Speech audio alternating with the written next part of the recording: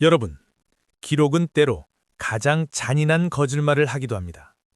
음력 1457년 10월 21일 조선 왕조실록은 한 소년의 죽음을 간략한 기록으로 남겼습니다.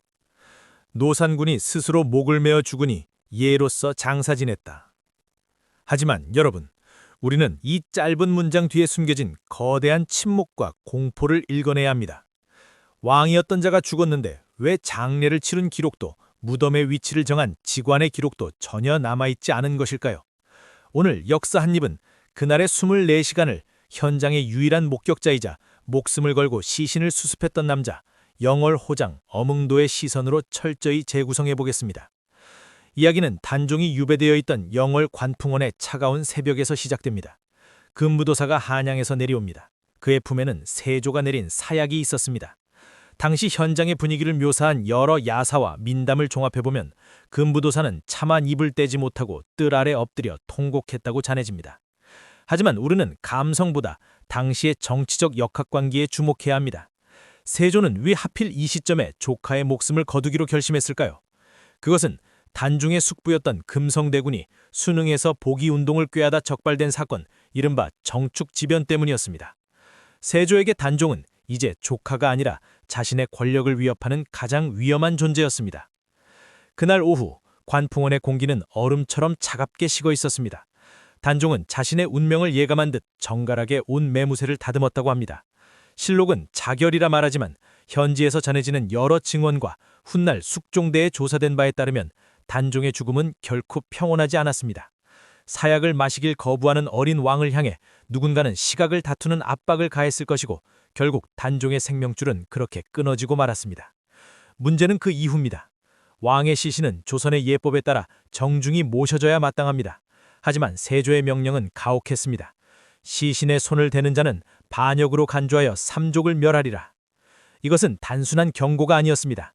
시신은 강가에 버려졌고 아무도 그 곁에 다가가지 못했습니다. 그때 어둠 속에서 한 남자가 나타납니다. 영월의 하급 관리였던 호장 엄응도입니다. 그는 행정실무자로서 삼족을 멸한다는 어명이 자신의 가족과 일가 친척 수백 명을 몰살시킬 수 있는 실질적인 위협임을 누구보다 정확히 인지하고 있었습니다. 하지만 그는 자신의 아들들을 부릅니다. 왕의 시신을 이대로 둘 수는 없다. 이것은 사람의 도리가 아니며 훗날 역사가 우리를 심판할 것이다. 엄응도는 강가로 내려가 차가운 물속에 방치된 단종의 시신을 건져 올립니다.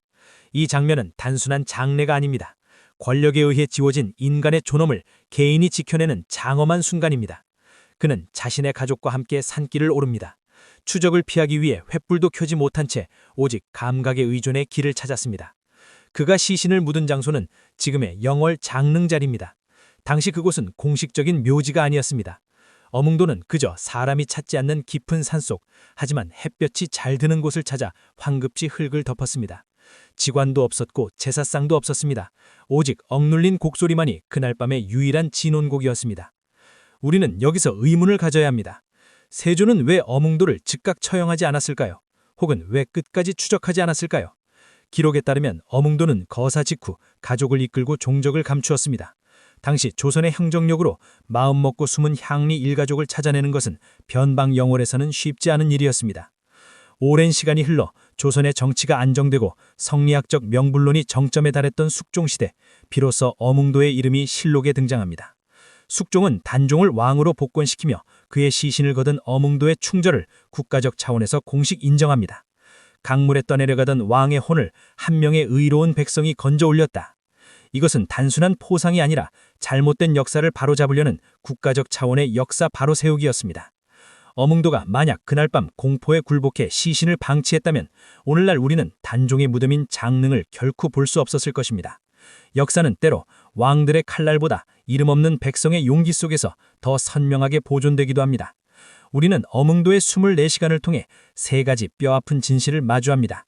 첫째, 기록하는 자가 누구냐에 따라 진실은 얼마든지 가려질 수 있다는 것. 둘째, 하지만 그 가려진 진실을 목숨 걸고 지켜내는 개인이 존재한다는 것. 셋째, 그 개인의 용기가 수백 년 뒤 국가의 정의를 바로잡는 최후의 근거가 된다는 사실입니다. 시청자 여러분, 여러분이 마주한 현실이 거대한 권력이나 시스템의 압박으로 진실을 말하기 두려운 순간이 있습니까? 그럴 때 600년 전 어린 왕의 시신을 짊어지고 어두운 밤길을 걸었던 어몽도의 발걸음을 기억하십시오. 남들이 다 침묵할 때 여러분이 남긴 작은 기록이나 행동 하나가 먼 훗날 누군가에게는 가장 거대한 위로와 진실이 될 수 있습니다. 비극의 역사 속에서도 꽃을 피워낸 인간의 존엄, 그것이 바로 우리가 역사를 배우는 진짜 이유입니다. 오늘 역사 한 입은 영월에서 홀로 역사를 지켜냈던 어몽도의 용기를 기리며 마칩니다.